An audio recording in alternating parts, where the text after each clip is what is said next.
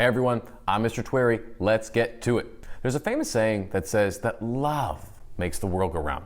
But in AP World History Modern, it's not love. It's money. Money, it seems, is what makes the world really go around. Well, not so much go around as makes empires rise and fall more than anything else. Now that I say that out loud, that doesn't sound as catchy. Welcome to the economic spice tea theme. It's all about how goods, services, labor, and resources are produced, distributed, and fought over in history. Today, we will explore the economic theme itself and how you might see it pop up in future AP essays. And all of this information is free to you. No money required. We don't even take Dogecoin or Monopoly money. But come to think of it, I do keep that get out of jail free card in my wallet. You know, just in case.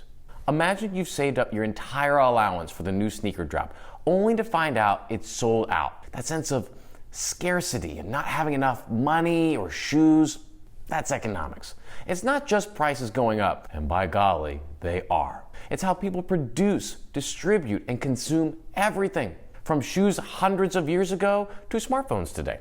In this theme, we're looking at labor systems, like serfdom and wage labor, trade networks like the Silk Roads to the WTO, production and consumption of goods, from terrace farming to assembly lines, financial institutions like banks, joint stock companies, and stock markets, economic systems like capitalism, socialism, and communism, and yes, even those fascinating tax policies.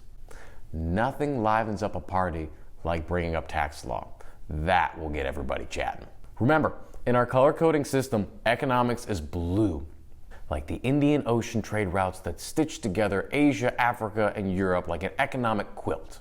Blue. Let's take a look at how we might see this theme pop up in our class in each time period. In period 1, 1200 to 1450, agrarian economies ruled. The Song dynasty in China perfected steel production and used early paper money. At that time, it was nicknamed flying cash because they were moving away from metals for currency and because the money was prone to flying away on the wind during a long trade journey. I imagine that's when the wallet was invented not long after. How societies organize themselves and how people make a living is an important part of this theme. We see economies being dependent on agricultural production in this period and trading for the other things they need in their nearby localities or regions. In period 2, 1450 to 1750, like Scrooge McDuck jumping into his vault of coins, Europeans dove into mercantilism. Europeans sought to develop a colonial system that they could exploit for natural resources, expand their lands, and fuel their economies in Europe to pile up gold and silver. We also see early innovations of economic systems in joint stock companies, like the Dutch East India Company. These companies let investors pool their money together to fund long merchant voyages, which became an early version of the stock market. Trade was now moving beyond villages and seas. Empires were now in the import-export business across oceans.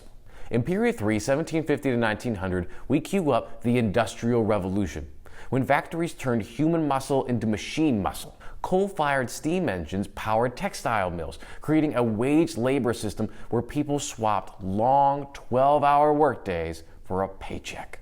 By the 19th century, railroads stitched markets together faster than you can say 2-day shipping. 2-day shipping. 2-day shipping. 2-day shipping.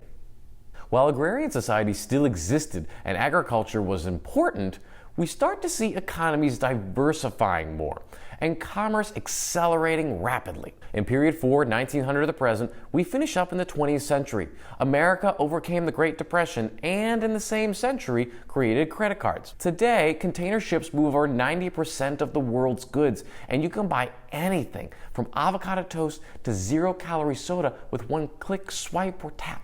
Now that I bring it up, I actually would really like some avocado toast. That sounds yummy right now. Now you can get socks from Bangladesh, coffee from Colombia, and a motivational mug from Etsy.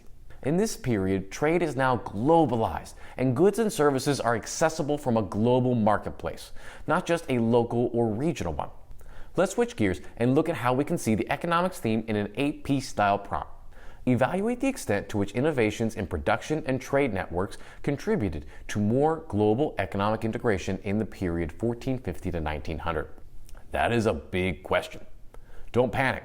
The good news here is that the question is giving us a large time frame to work in. We can respond to this question with evidence from period 2 or period 3. Let's look at a thesis statement that would answer this question. Innovations such as joint stock companies, steam-powered transportation, and telegraph communication significantly deepened global economic integration between 1450 and 1900 by lowering costs, speeding up exchanges, and expanding markets. Great thesis. It provides specific pieces of evidence that it'll use to answer the question. Let's break down how you could talk about the evidence referenced in the thesis to really answer this question. You could look at joint stock companies like the VOC financing spice trade across the Indian Ocean, steamships and railroads, or the Suez Canal and the Transcontinental Railroad that cut travel time, linked Europe and Asia and the Americas. The telegraph and postal systems. Instant communication fostered real-time market data and coordinated stock exchanges. So remember, economics is more than money. It's the engine of history. From camel caravans to container ships, from mercantilism to modern markets, economic systems shape lives. And also our bank accounts. Next time, we'll finish this series with the final Spice Tea theme on technology and innovation. That's it. I'm all done here. Thanks for watching. I'll see you in the next one.